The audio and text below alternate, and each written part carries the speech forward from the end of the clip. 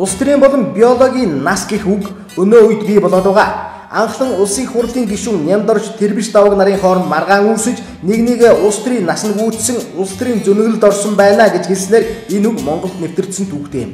Тэгвэл энэ үг Монголын өнөөгийн төр засгийн чадамжийг илэрхийлж буй гэдг нь ойлгомжтой боллоо. 1990 оноос хойш тасралтгүй Монгол төрийг залуурдаж ирсэн хүмүүс өнөөгийн улсын их хурл засгийн газарт бөөнөрөө байгаа. Чухам тэдгээр хүмүүсийн үг нэр нөлөөллөөр Монгол улсын бүх бодлого тодорхойлогдож явдгийг ч хүмүүс мэднэ. 26 жил тасралтгүй улсын их хурлд сууж улс орныг удирдлаа тэдгээр ах хүмүүс. Харин улс орон хөгжсөнгүй, агсангүй, дэвдсэнгүй. Хөгжиж яхаагүйхээр битгий гадаад босморт гар утас хуучин машин хэвлэлийн их чөлөөмөлөө яриад унаарай. Тэр бүхэн чинь хоцрогдсон Африктч байдаг юм. Хэдгийн учир нь яг нэгэн зэрэг нэг гараанаас гарсан Орос Хятад хоёр хөрш маань биднээс холоо хол тасраад явчихж. Товчхондоо хэлэхэд улс төрдөх хуучууд архгуудын улс төрийн нас дуусчээ. Биологийн нас нь ч бас хөгшөрч чалахгүй чадамжгүй болсон байна. Ийм чалахгүй улс төрчдөд улсаа өдөрдүүлж байгаа болохоор улс маань цааш хөгжихгүй өрөнд орж өтөнд баригдаад дуусч байна. Цааш нь олон юм яриач яах вэ?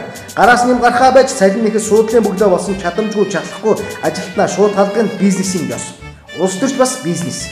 Улс төр болон биологийн насанд дуусаж чадамжгүй чалахгүй болсон хуучин хөгшчүүдийг одоо зөрөгтэйгээр халж явуулъя. Яс булаалцсан ноход шиг хийд ими хоорондоо хэрэлдэж бурууга босод руу жигэж суугаас өөр ичдэг болсон тэдгээр хөгшчүүдээс одоо улс орноо салгаж авцгаая. Угаасаа ч тэд хэдэн үеэрээ идэх хоолой энэ олон жил хангалттай цуглуулж чаджээ. Одоо хангалттай. Улс орноо аврал илтгэж бодвол шин чадaltaй чалгатай шижгэлсэн залуус жолоо цулбуур авах цаг нь иржээ. Манай Монголыг шин залуу чадaltaй хүчтэй шин үйл авч явах цаг нь ирж.